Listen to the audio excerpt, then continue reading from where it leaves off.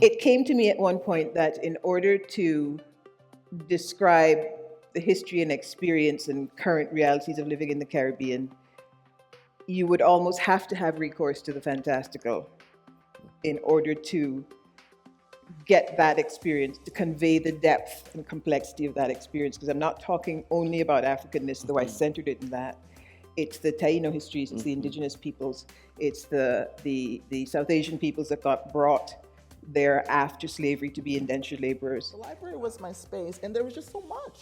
To the harbor grace excursion with the boys to have a time.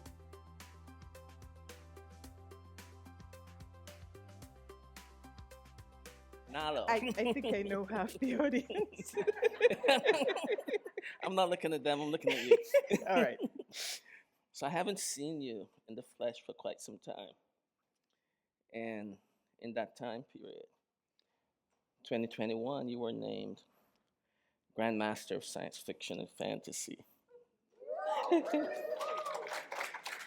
So we're beginning with the moment of celebrating you. Thank you. Then you were the youngest and the first Black woman to be named as such. So with that, I would love to invite you to read from your new novel, Blackheart Man. I grew up with stories of the Heartman in Barbados, so the title immediately resonated with me. Yeah. Karen Lord, who is from Barbados and also a science fiction fantasy writer, she and I shared stories of the Jamaican Blackheart Man and the Bayesian Heart Man.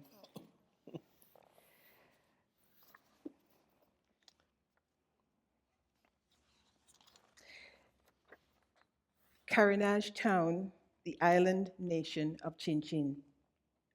Here at the top of Calibri Heights, the stone statue honoring the twin goddess Mamakona loomed out over the ocean. She was carved in the form of two caimans, standing back to back on their hind legs, clawed front legs reaching out to embrace or to scourge.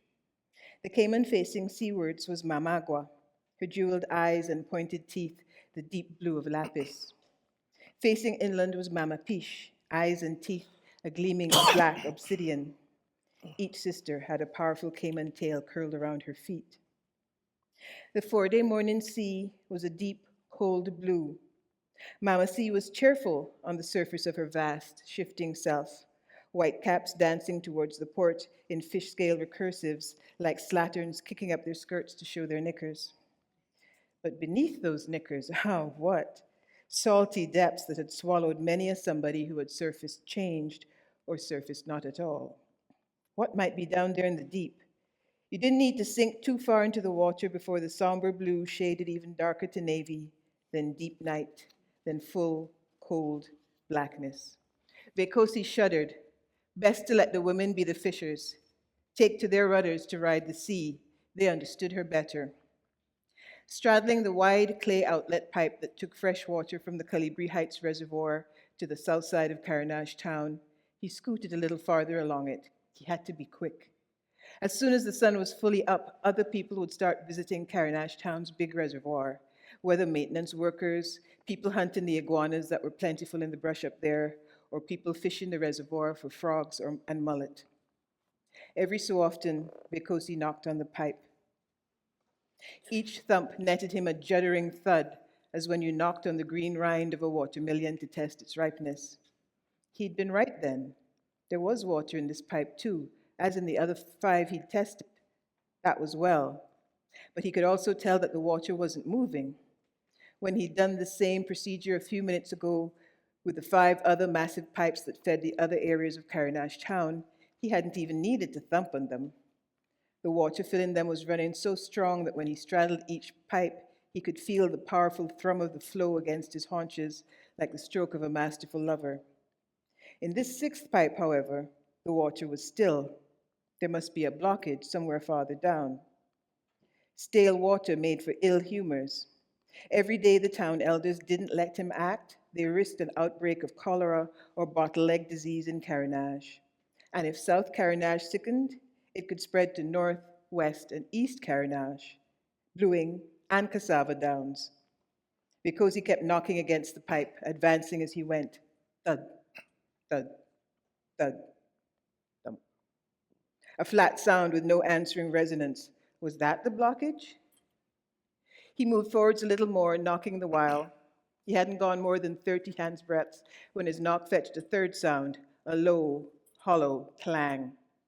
The quality of the sound told him from that section onwards, the pipe was empty. And as he'd suspected, the blockage was right at the point where the pipe turned to begin its gentle dip down to Carenage town's south side. Likely a buildup of matter blown into the reservoir during Chinchin's long dry season. Council members were addlepates, every last one of them, refusing his petition to try out his idea for getting the water flowing again. Instead, they wanted to wait until the rainy season, which should arrive in a few se'nights. The council hoped that the weight of extra water from the rains would flush the pipe clear. The history sang of only a few times pipes from the reservoir had become blocked, and each time the weight of water pressing against the blockage had quickly cleared it. But this time, it had been going on for months. In the meantime, South Carenage, the bustling center of town, had to fetch water from the river in buckets, and there was an ever-present smell of rot from the still sewers.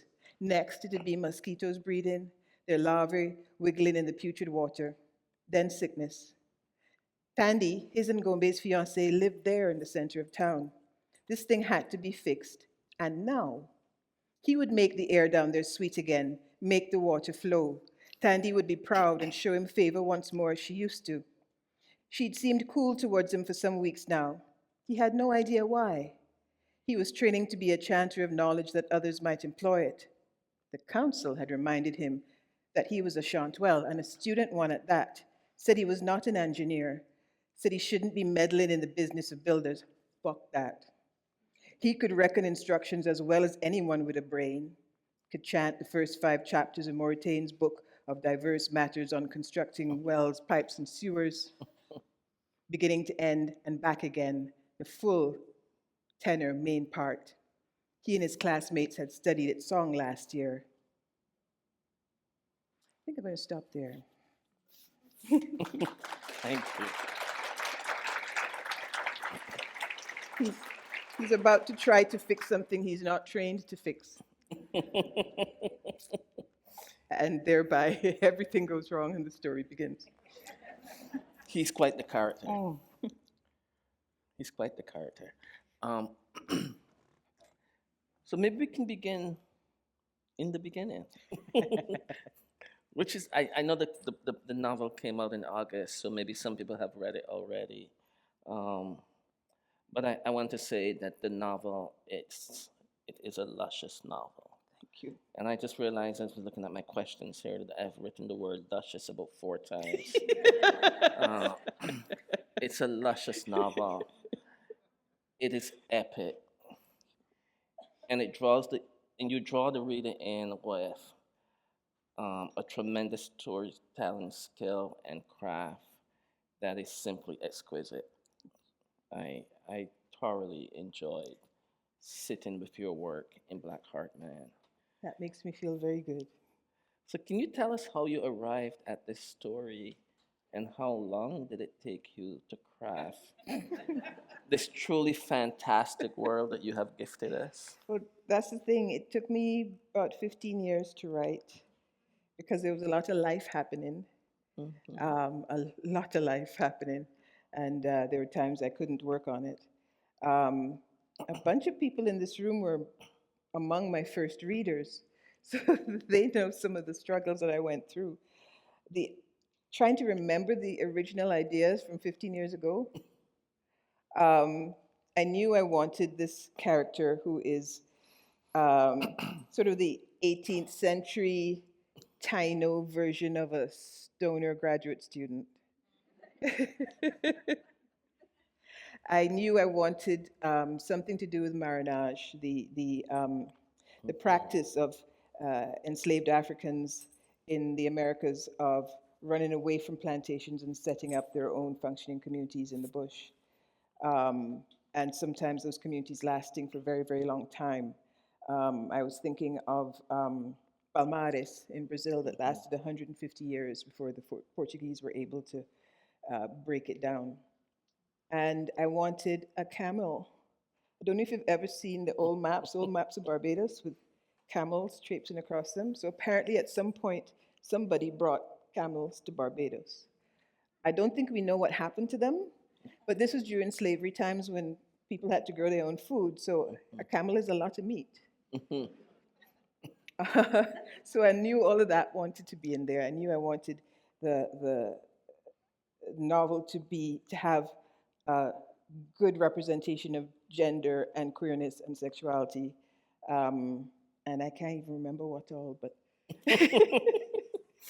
And it's all in there. it's all in there. Yes. And beautifully. Language. Yes, and we're gonna come to some of those. Yeah, it's all in there and it's beautifully rendered. Cute. So 15 years. Okay. I think that we should just talk about it, and particularly the comment about Vicosi as a kind of stoner. And I was listening to your conversation with David Naiman between the covers, and from that conversation, it really struck me. Even as I was reading it, it struck me, but it really confirmed for me that your years of teaching at Riverside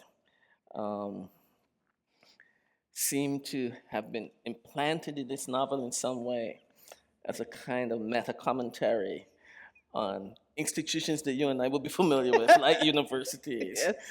And the one that stands up for me in Blackheart Man is the Collegium, as you call it in the novel. And I was wondering if you want to talk a little bit about this kind of meta commentary of, what might we say, the graduate student, the smart man, who is ultimately a little bit of a mess, but also the way in which you think about what it means to create knowledge in this book, and the way in which you tie music to it.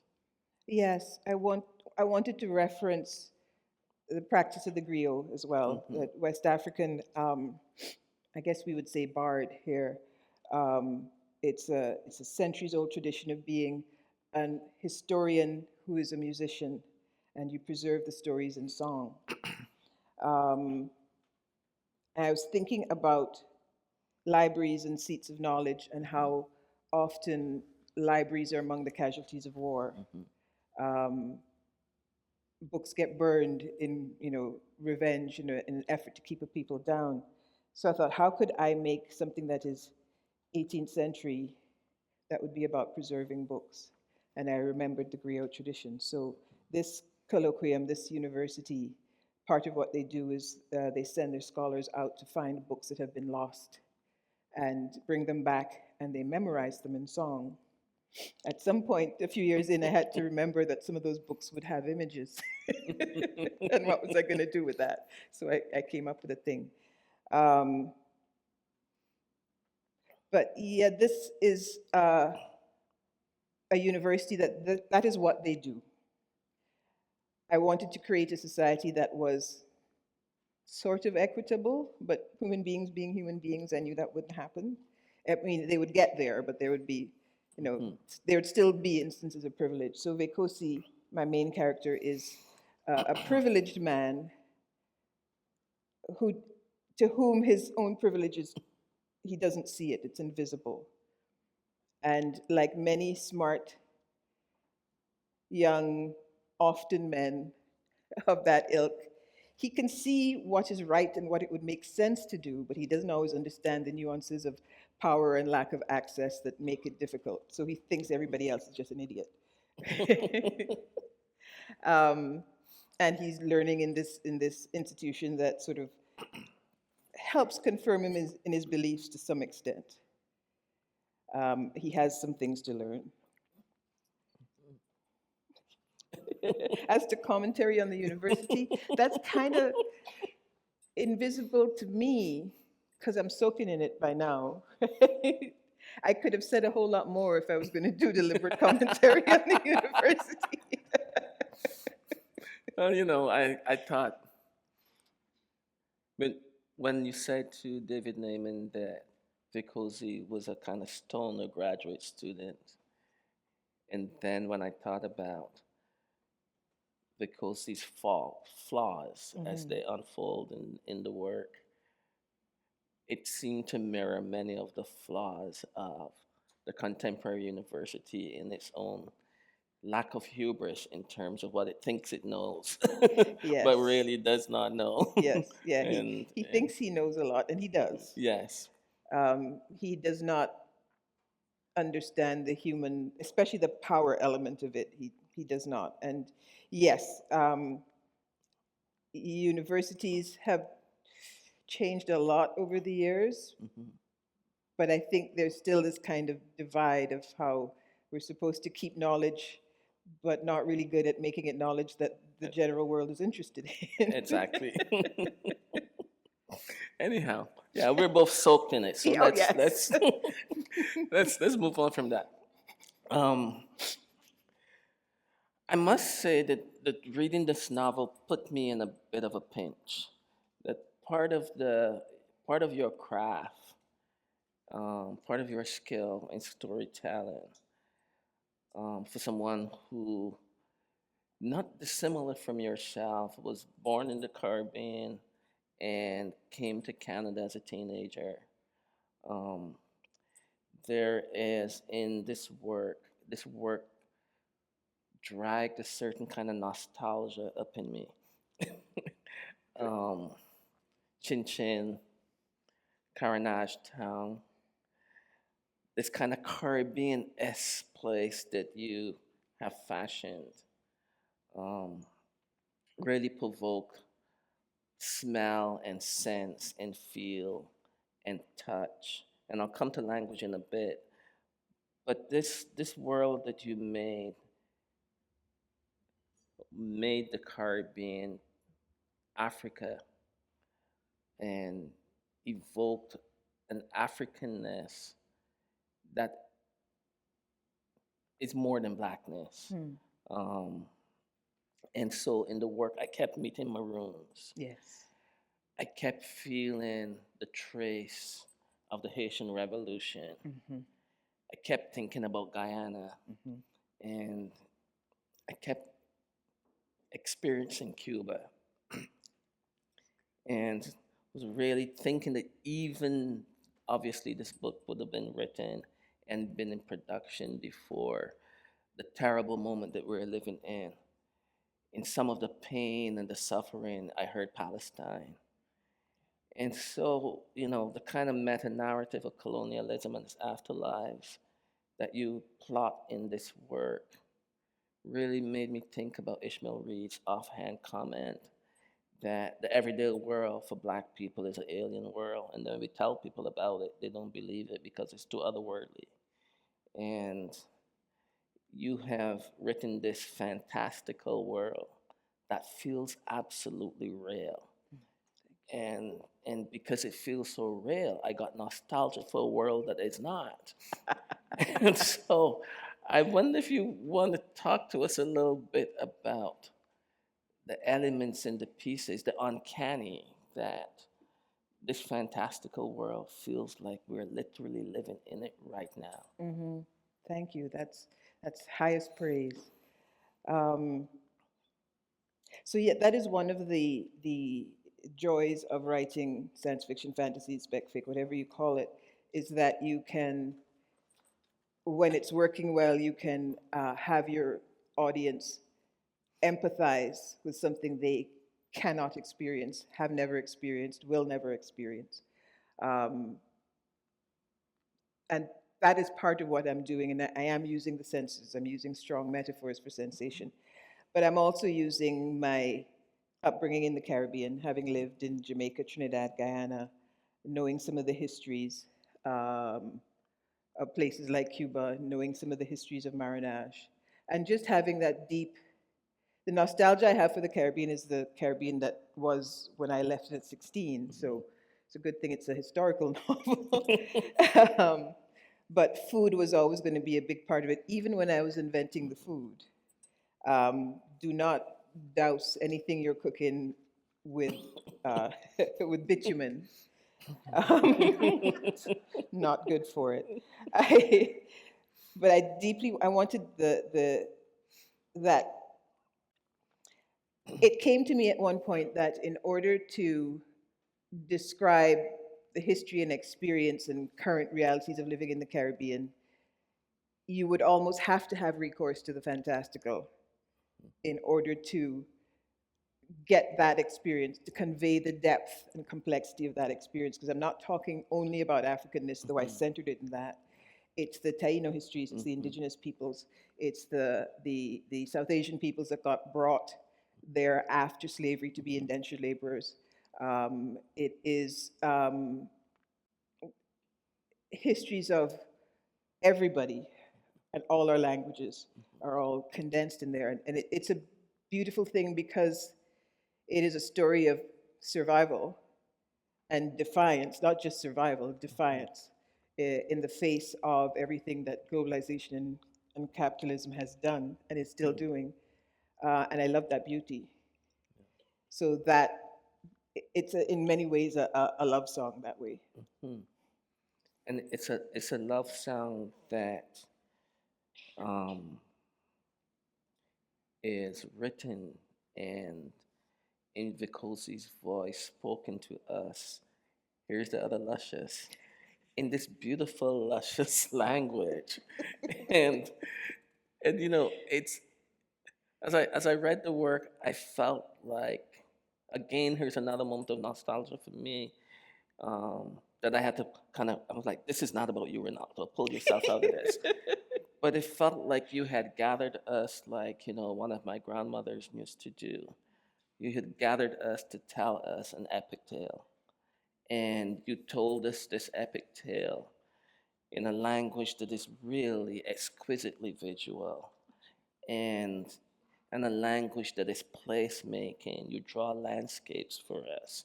And it immediately made me feel that you did in this novel, you offered a companion in this novel to the poetics of Walcott and Braffett and Dion Brand. That the language, its textures, its rhythms, its cadences, um, its tones, really leaned into that Caribbean potpourri that you just mentioned. And maybe you can talk a little bit about the kind of labor that you had to do to arrive at that sound that is at once so profoundly Caribbean, but also profoundly global. Thank you. Yes, those are my touchstones. People like Dion, like Kamal for sure. I mean, my father was a actor, poet, and playwright, and I grew up with a lot of those people as his friends. So that approach to poetics is embedded in me, both in his work and in theirs. And because he was a trained Shakespearean actor, man used to, he would get a mood on him and he would decide he needed to quote all of Othello. He would lie on the living room floor, as it'd be a Saturday morning, we stepping over him because we had, cleaning up to do, and this man is quoting all of Othello, 3 hours worth. So that I have embedded that approach to language, and it's not. There are different registers and different speeches in the story, but I have him to thank for that, and also it's how my brain is wired. They call it a learning disability, but it's also highly. I'm very responsive to language. So that was the joyous part, was just putting the words in people's mouths, words that I've been reading from Jump, language I had been listening to from Jump. Some things are the way they would have been said or written in the 18th century, 16th century. The novel takes place over 2 centuries. Some things I made up. And at the same time, I was also encountering Martin Mordecai's novel, Free. And that thing is a masterclass in 18th century Jamaican. So all of that was playing in my head as I did it. And that was much the easiest part, was playing with the language and finding terms for things and looking some things up and making some things up. I was also a language major, majored in Russian and French in undergrad. So I had all of this to pull in. And because song is so much a part of the underpinning of this world, the rhythm of language is really important. I mean, there's nothing, every common speech, every vernacular speech has its beauty and its poesy. Caribbean speech is you can taste it, it's glorious. Yeah. So that was what I was trying to pay homage to. Well, you more than pay homage to it. I mean, I'll just say this as as I'm reading, you make these, they might appear to be small, but they really kind of, like, you don't say corn rolls, you say cane rolls in here. Right? I didn't And grow it's up kind calling of them like, cornrows. yeah. Cane It's roll, ki- my mom would cane roll my hair. yeah. Yes. Yeah, it's kind of like, wow, okay. And it's those kinds of moves that are just beautiful and makes the reader alert to a different kind of worldscape that you have mapped for us. And in that worldscape that you have mapped for us, food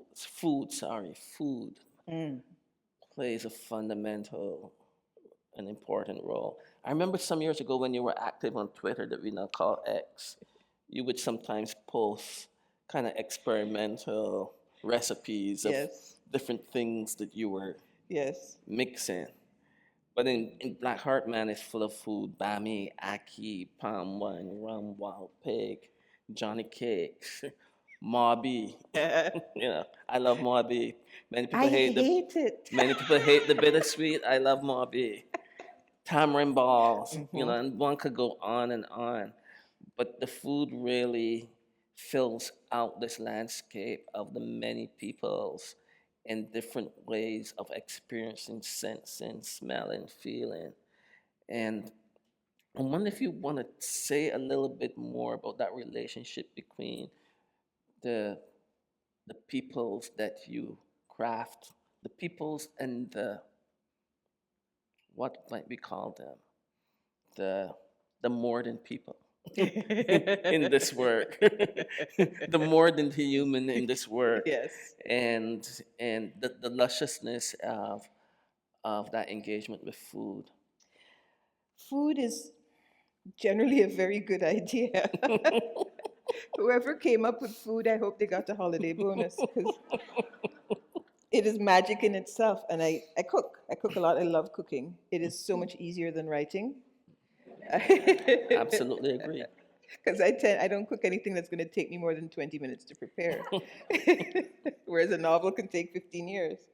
So I pay a lot of attention to food, and one of the, you could call it, I guess, a skirmish. One of the sallies, the defensive sallies in this novel, is fought with tamarind balls, which is a sweetmeat, a candy made with tamarind, sugar, and pepper, rolled into little balls. And if you're not from the Caribbean or from nations that like spices, you do not expect hot pepper to be in your candy. Yep. So I very much wanted to bring in, again, a lot of what happened to bring the Caribbean together to be what it was happened through food. You had Captain Bligh bring in, did he bring breadfruit? He brought ackee, I know he did. I think he brought breadfruit. And I found some of the records have been digitized of that trip, where they were trying to figure out what to do with ackee. Ackee is now part of the national dish of Jamaica, but Bligh brought it from Ghana, where nobody eats it because it is poisonous. And the first time he introduced it in Jamaica, not knowing what a ras it was, 300 people died, and I'm going to bet you they were all enslaved Africans. And we figured out, Taras, how to prepare the thing so that it is delicious. So I wanted to bring all of that in. And trying to convey taste in words is pretty difficult. But I just love the history that it encompasses, and the creolization, because we bring things together that you wouldn't think to put together. But I also wanted to look into some of the indigenous people's foods that we have taken on. So mabi Mm-hmm. comes from them. It's a bark that you make into a cooling drink. It is very, very bitter. He likes it. I can't stand it, but my parents love it. So I have experienced mabi. Bami is a bread made with cassava, and you bake it on. Originally, you would bake it by putting it on hot stones and leaving it overnight. Um, and the chewiness of bami and how it soaks up the gravy is like nothing else. So I'm doing it right now. I'm trying to describe food to you.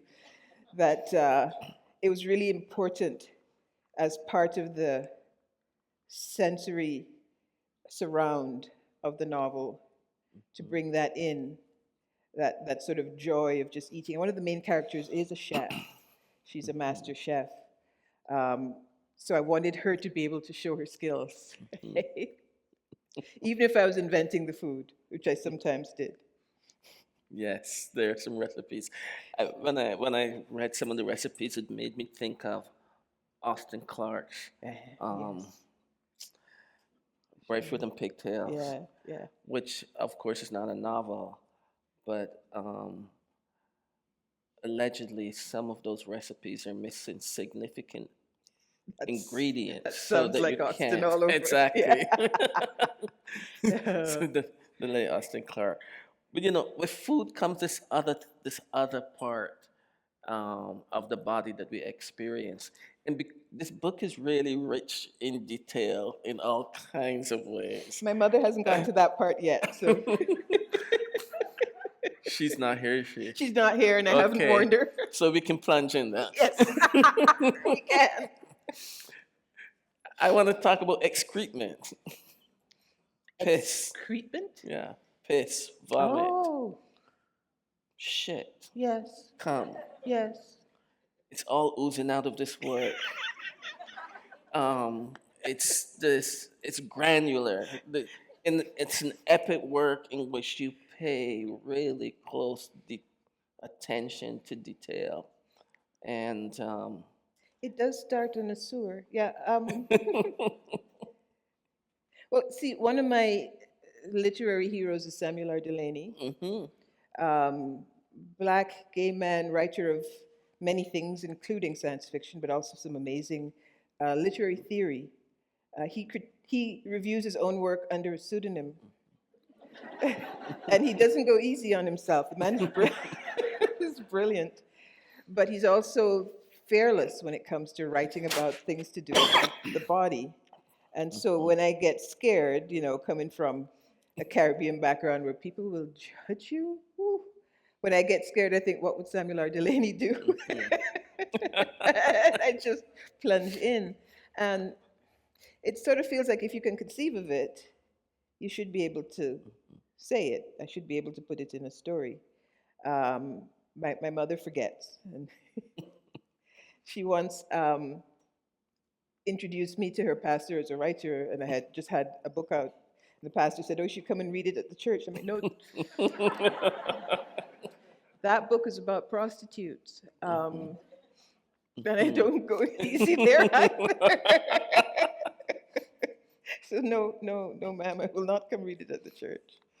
Well, since we're there, one of the scenes that I enjoy quite a bit, and there's a kid here, but I don't think we can avoid it. I used to be that kid at readings. Is the blowjob scene. Ah, Woo! But I mean, that scene exists in the context of this fantastical community, the social formation of this community that you make for us in Chin Chin. And marriage is a triad. You're playing with the fluidity of gender and sexuality and sex.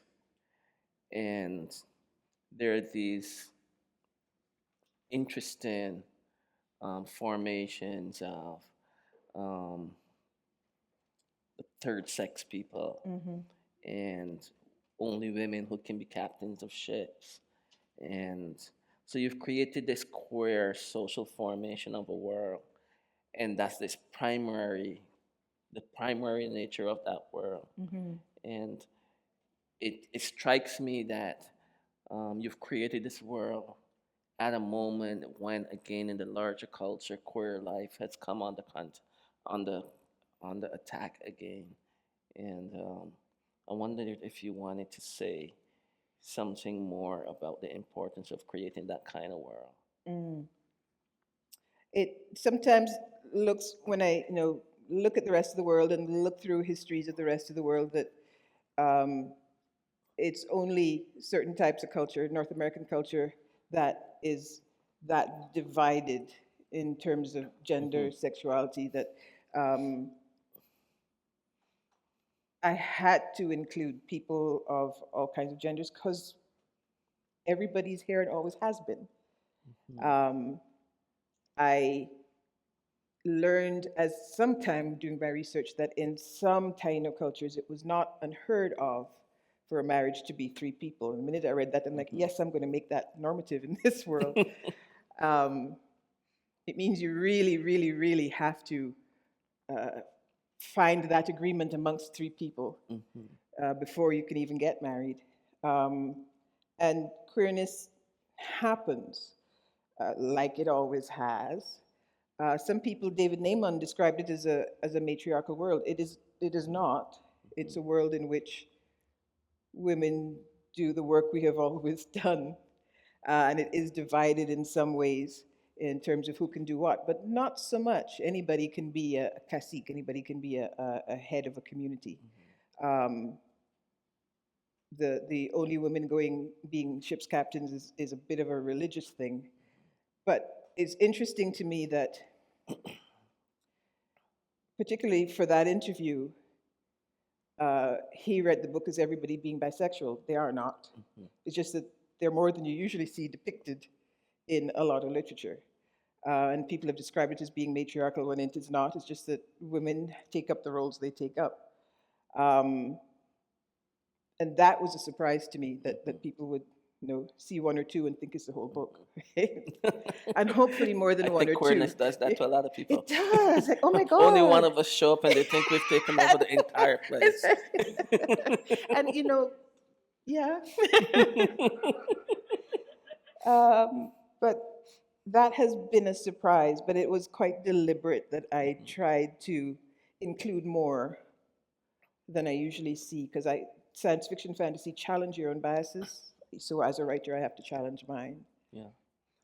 I think I'm gonna ask Nalo one more question, and then we're gonna open it up to the audience for questions, so you can start thinking about your questions.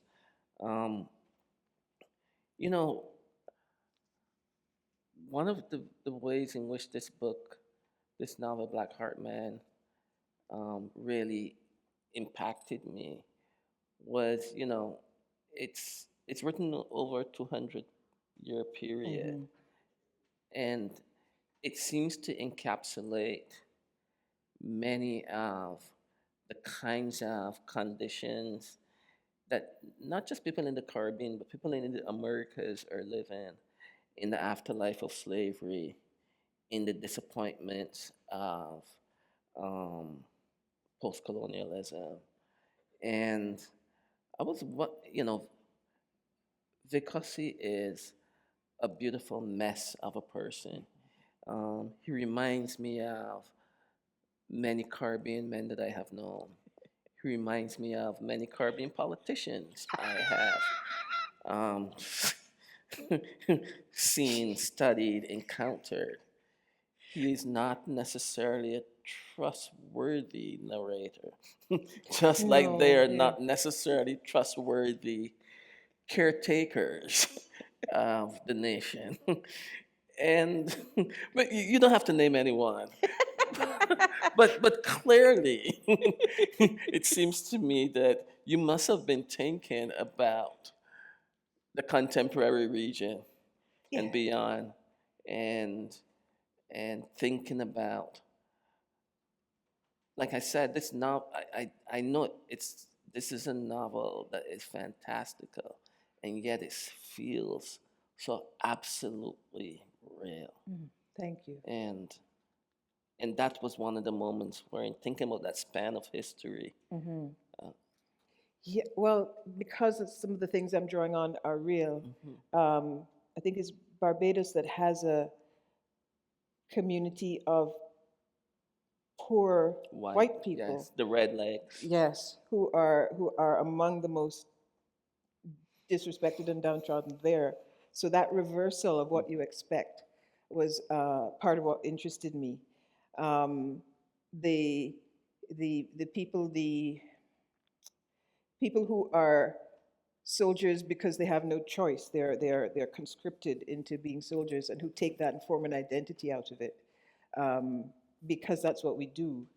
Was also part of it. Because see, I had to find something to redeem him, otherwise he would not have been a whole lot of fun. Well, he would have been big fun to write, but not a whole lot of fun to read. His saving grace is that he actually does care about people, unlike some of the politicians that you could name. So that part you could call fictitious, but it is his saving grace. It's the thing that ultimately he will look around at people he has hurt and go, oh shit, what did I do now?